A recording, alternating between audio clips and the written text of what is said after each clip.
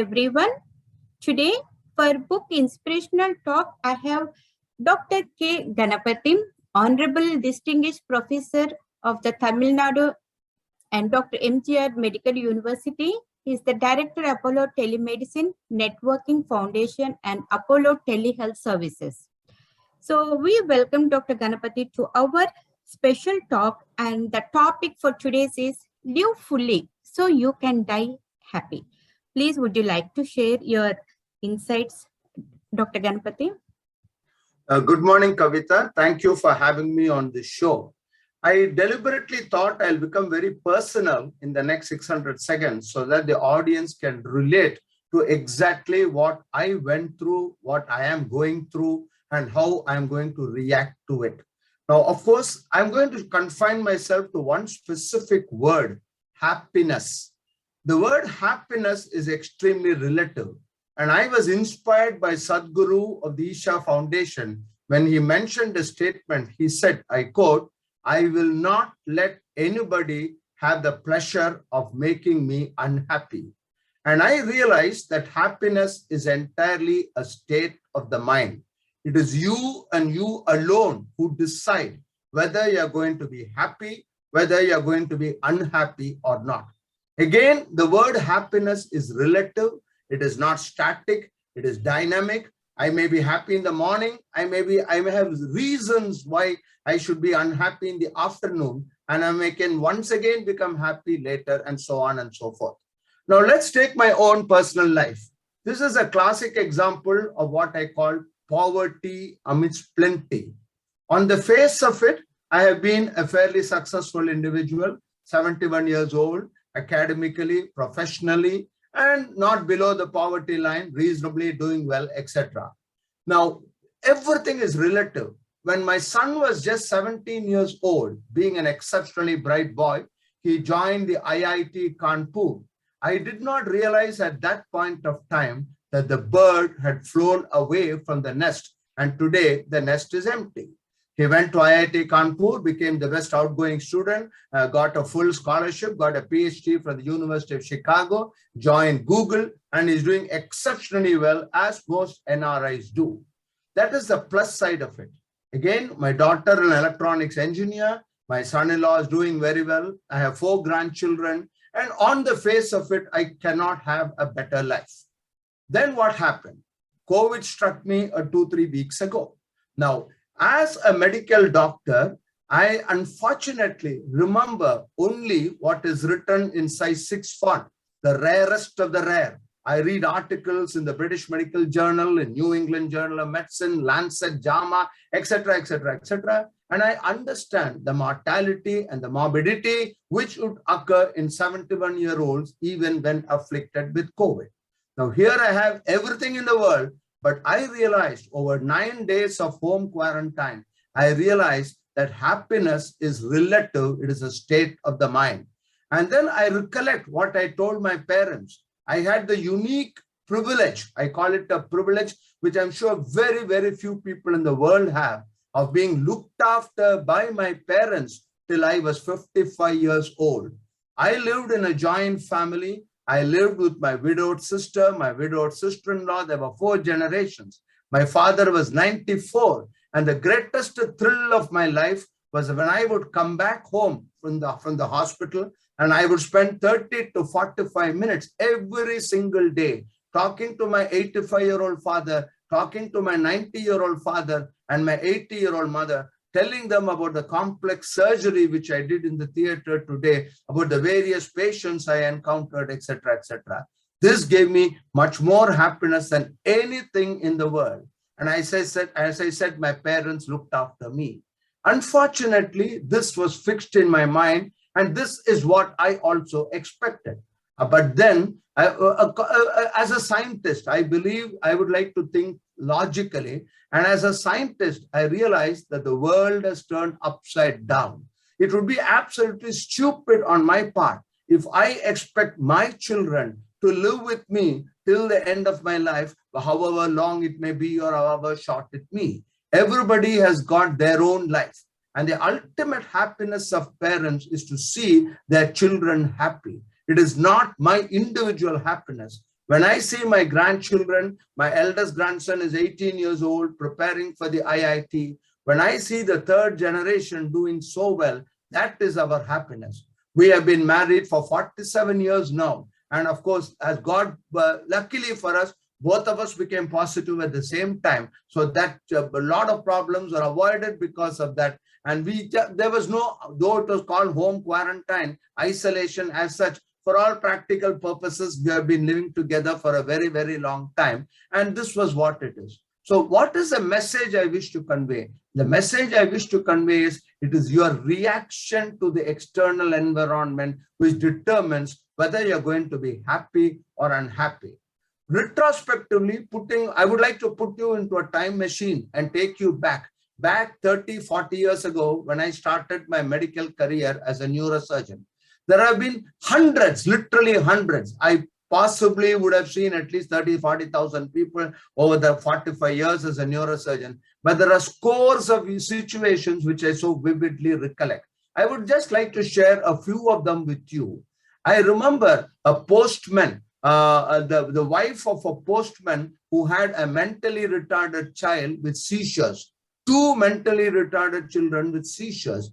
I was very young at that time. I got myself emotionally involved with the family and I was feeling miserable. How is this postman going to look after 2 children, both mentally retarded?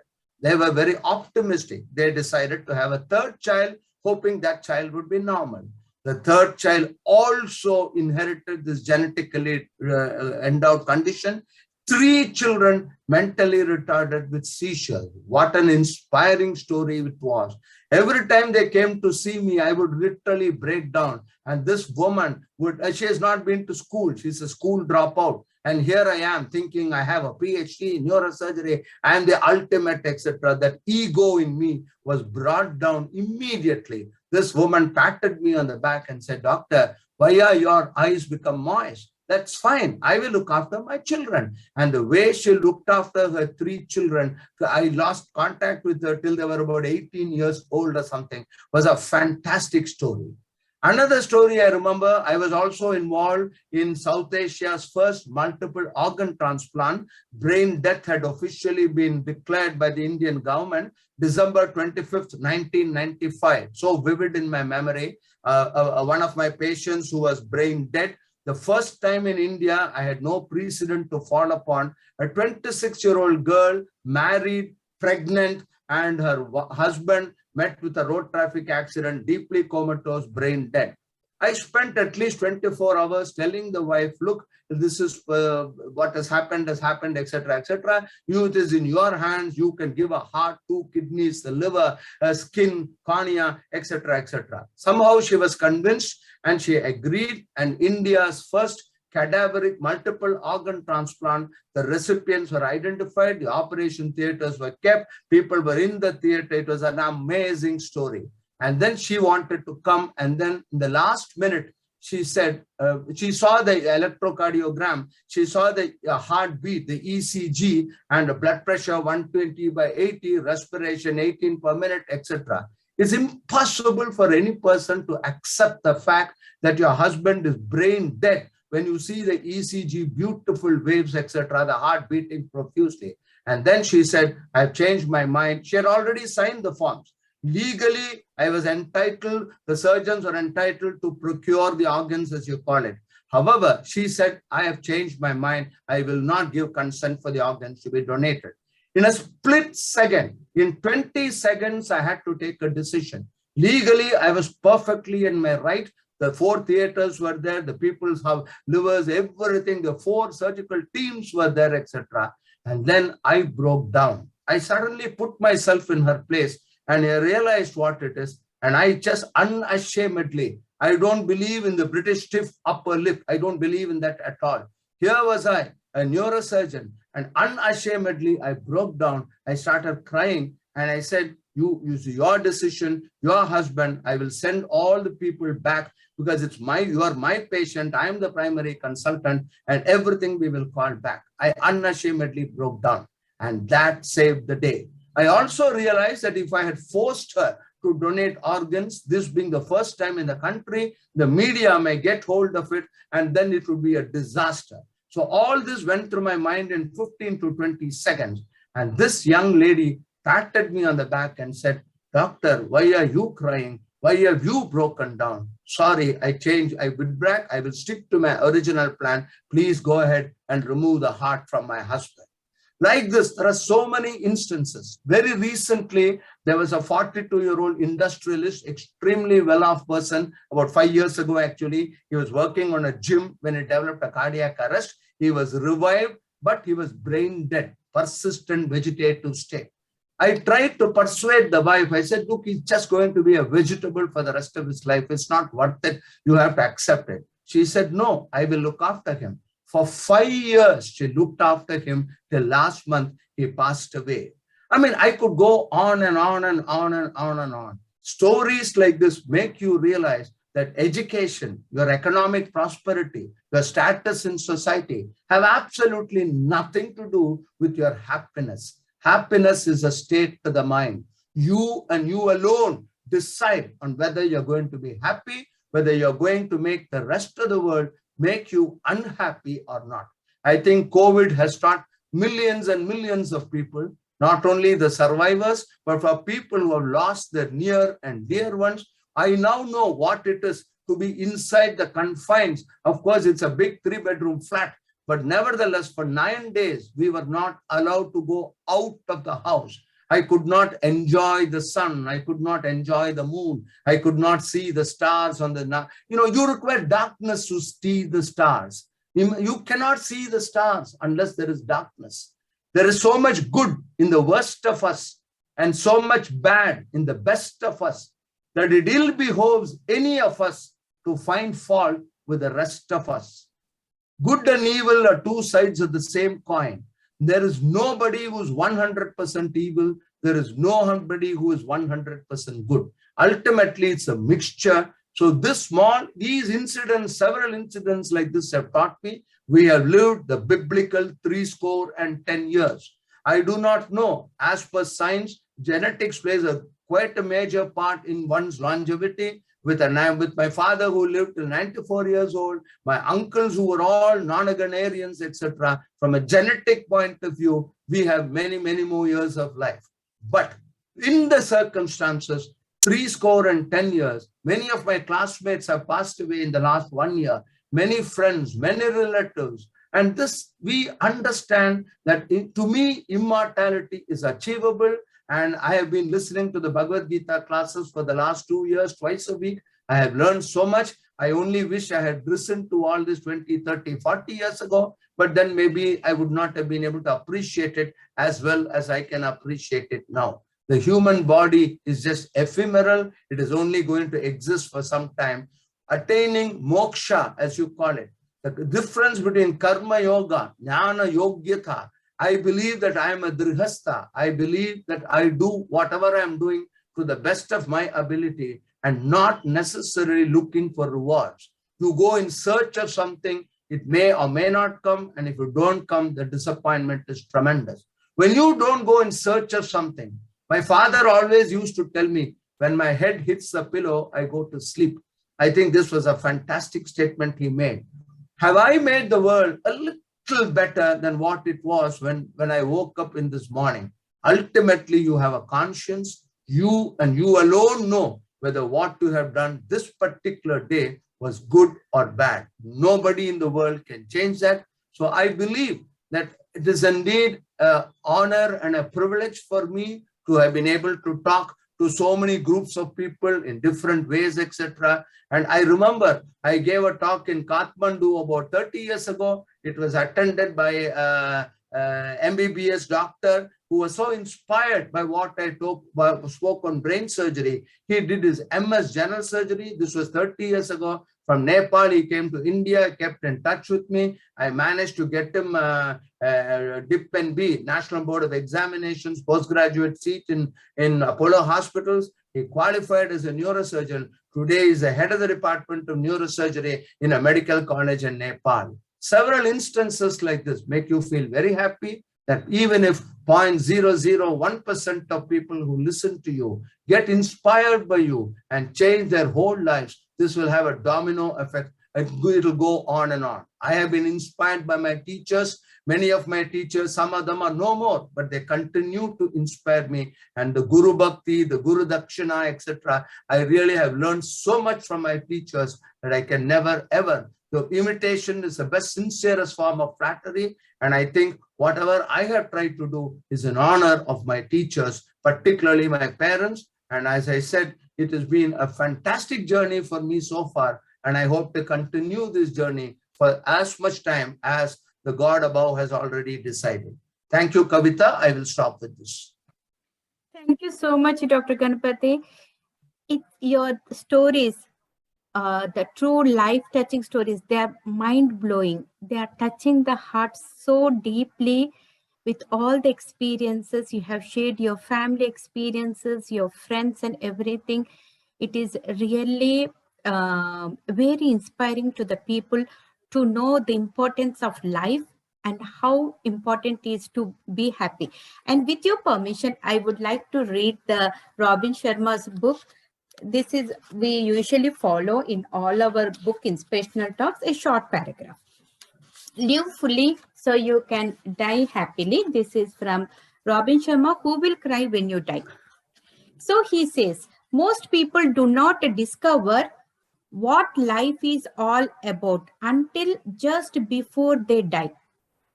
While we are young, we spend our days striving and keeping up with social expectations. We are so busy chasing life's big pleasures that we miss out on the little ones. And do not wait until there is so much, but I will just cut short.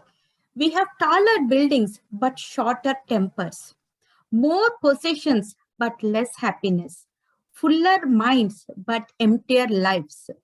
Do not wait until you are, as you are saying, do not wait until you are on your deathbed to realize the meaning of life and the precious role you have to play within it. All too often, people attempt to live their lives backwards. They spend their days striving to get the things that will make them happy rather than having the wisdom to realize that happiness is not a place you reach, but a state you create. Happiness and life of deep fulfillment come when you commit yourself from the very core of your soul to spending your highest human talents on purpose that makes a difference in others' lives. The purpose of life is a life of purpose. And there is so much, but I would end with the George Bernardo Shaw's, which he captured as a final lesson. This is the true joy in life. Being used for a purpose recognized by yourself as a mighty one. Being a true force of nature instead of feverish little clod of ailments and grievances, complaining that the world will not devote itself to making you happy. I am on the opinion that my life belongs to the whole community, and as long as I live, it is my privilege to do for it whatever I can. And being said this, I would say that as Ramana Maharshi said, happiness is a nature, a person that hold, and the way you can react to the situations, it all depends upon you. And even like Buddha said, whatever happens, so if you do in a positive way, it may not affect you. You have the choice to take it in a positive way and convert it into happiness. And we are so fortunate to have Dr. Ganapathy at our CAR webinar, and with a very beautiful topic, demystifying death, demystifying good death. In case whoever has missed it, they are available on the recordings, Kavitha Kokunu channel, and we will also send the link.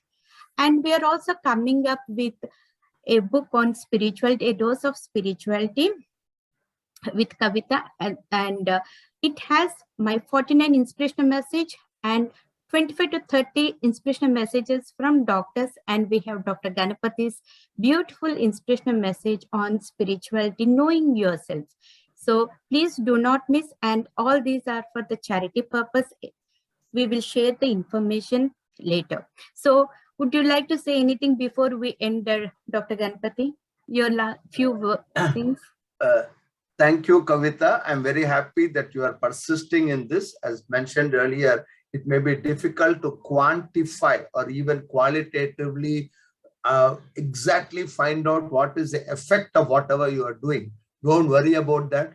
Do not worry at all about how many people are listening to this, how many people's lives are being changed, etc. You will be absolutely sure that your individual life is being changed considerably by your genuine, sincere, honest attempts to share whatever you have with you. I think this is the most important. Please let us not look for immediate rewards.